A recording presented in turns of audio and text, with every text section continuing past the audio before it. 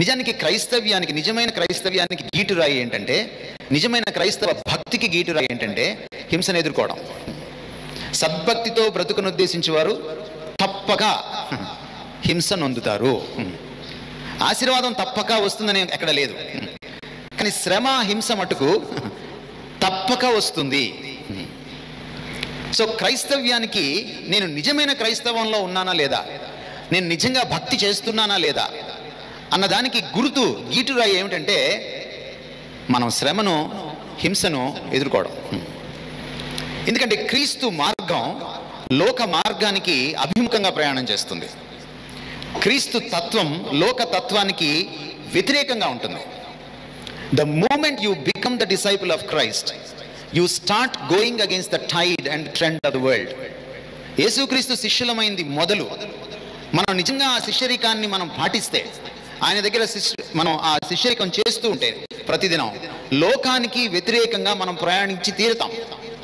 ఎప్పుడైతే అది జరుగుతుందో, అది ఇంట్లో ఉండొచ్చు శ్రమ, అది వీధిలో ఉండొచ్చు, అది పక్కింటి వాడితో ఉండొచ్చు, అది ప్రభుత్వంతో ఉండొచ్చు, అది ఒక మతోన్మాదుల గుంపుతో ఉండొచ్చు, అది ఎవరితోనైనా ఉండొచ్చు, ఇది ఖచ్చితంగా జరుగుతుంది. యేసుక్రీస్తు వారు అందుకనే ఎక్కడ దాచిపెట్టలేదు. He never minced words.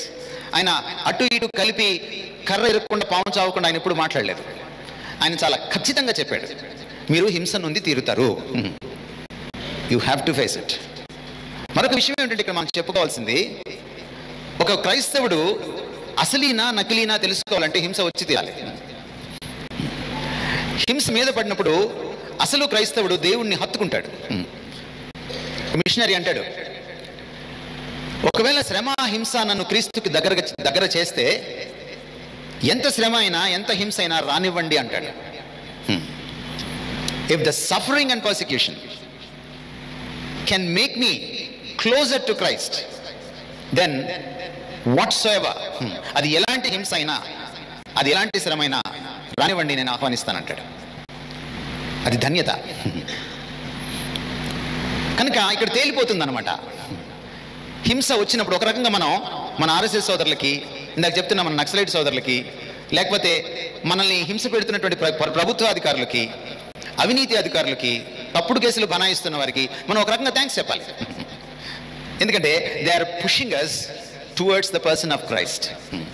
నా భక్తిని పెంచుకోవడానికి, నా భక్తిని సాధించుకోవడానికి, ఎందుకంటే భక్తిని సాధకం చేయాలని, భక్తి కోసం ప్రయాసపడాలని, భక్తి తనంతట తానే పుట్టదని పౌలు తిమోతికి రాసిన పత్రికలో, మొదటి పత్రికలో సుస్పష్టం చేశాడు. సో భక్తి సాధకం చేసుకోవడానికి, భక్తిని అభ్యాసం చేయడానికి, భక్తి చేయడం అనేది ఒక ఆధ్యాత్మిక కసరత్తు కనుక దానికి నన్ను ప్రేరేపించే శత్రువులు వీళ్ళు. Thanks to God for them. వాళ్ళ గురించి మనం అందుకనే సంతోషించాలి. ఇది the positive outlook of suffering, Christian suffering and persecution. హింసకు, శ్రమకు మనం వాటిని చూస్తున్నప్పుడు ఒక సానుకూల దృష్టిపథంతో, వాక్యానుసారమైన సానుకూల దృష్టిపథంతో దాన్ని మనం చూడాలి. ప్రభు అన్నాడు, హింస మీ మీద పడినప్పుడు, శ్రమకు మీరు లోనైనప్పుడు మీరు సంతోషించండి, ఆనందించండి. వాక్యానుసారమైన ఈ దృష్టిపథం మనకి లేదనుకోండి, మనం సంతోషించలేము. మనం ఎవరో ఒకళ్ళ సానుభూతి కోసం ఎప్పుడు చూస్తూ ఉంటాం, లేక ఇతరుల్ని చూసి మనము ఏమిటి వాళ్ళందరూ ఇంత ఆశీర్వాదం పొందుతున్నారు, నేను ఒక్కడినే ఇలా ఎందుకున్నాను అనేటువంటి ఒక దిగులు, గుబులు మనల్ని పట్టుకుంటుంది. ఎందుకంటే ఈ రోజున టీవీ ఆన్ చేస్తే, యూట్యూబ్ ఆన్ చేస్తే పాస్టర్లు చెప్పేది ఏమిటంటే, మీరు హింస పొందుతారని చెప్పట్లేదు, మీరు శ్రమ పొందుతారని చెప్పట్లేదు, అసలు మీరు పాపంతో పోరాడాలని చెప్పట్లేదు, మీకు అన్నీ వచ్చేస్తాయి అని చెప్తున్నారు. ఇంకా నా దగ్గరికి వస్తే ఇంకా ఎక్కువ వస్తాయి అంటున్నారు. ఇక్కడ కానుకిస్తే దీనికి 10 వస్తుంది అని అబద్ధాలు చెప్తున్నారు. ఆరాధనకు వస్తే అప్పులు పోతాయని చెప్తున్నారు. మన ఈ మధ్య ఆయన చెప్తున్నాడు, మన దేవుడట ఆయన్ని ఆరాధిస్తూ ఉండాలట, ఆయన్ని పొగుడుతూ ఉండాలట. అలా పొగిడి పొగిడి పొగిడి ఆయన ఉబ్బి తబ్బి భయపడతాడట.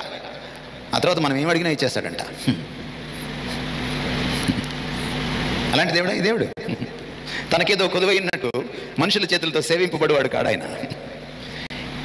మన కోసం, ప్రజల్ని ఆకర్షించడం కోసం బడా చర్చిలు కట్టుకొని, ఆ ప్రజలు రాకపోతే, కానుకలు రాకపోతే మెయింటెనెన్స్ కష్టమైపోతుంది కనుక వాళ్ళు విలాసాల్లో తొలతోవడం కోసం ప్రజల్ని అబద్ధాలు చెప్పి మభ్యపెట్టి దేవుడి స్వరూపాన్నే మారుస్తున్నారు.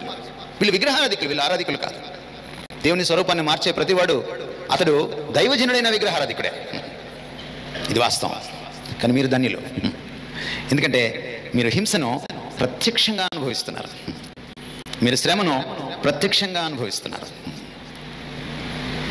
కనుక మనం చూసుకోవాలి, యేసుక్రీస్తు వారి నామాన్ని నేను పట్టుకున్న మరుక్షణం నాకు హింస తప్పదు. మీకు ఒక రకమైన హింస ఉంటుంది, టౌన్లో ఉన్న వాళ్ళకి ఇంకొక రకమైన హింస ఉంటుంది. ఇటు హింస ఎవరికి ఉండదంటే, లోకంతో దోస్తీ చేస్తూ చెట్టు పేరు చెప్పుకొని కాయలు అమ్ముకుంటే బ్యాచ్ ఒకటి ఉంటుంది, వాళ్ళకి హింస ఏమీ ఉండదు. వాళ్ళు దేవుడి పేరిట చలామణి అవుతారు. ఇందాక ఆయన చెప్తున్నారు కదా, కాన్ఫ్లిక్ట్ జోన్లో ఉండేవాళ్ళు కొంతమంది, కంఫర్ట్ జోన్లో ఉండేవాళ్ళు కొంతమంది అని.